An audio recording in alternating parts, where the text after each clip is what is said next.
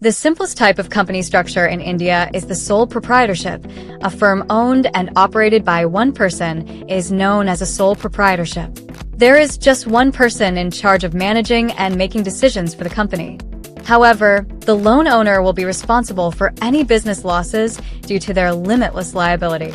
There is no separate government incorporation process like a private limited company or LLP. Instead, the business is established through registrations and licenses obtained in the proprietor's name. Documents required for sole proprietorship registration are proprietor's PAN card, Aadhaar card, business address proof, bank account, MSME registration, GST registration if applicable, shop and establishment license. Benefits of proprietorship firm registration are as follows.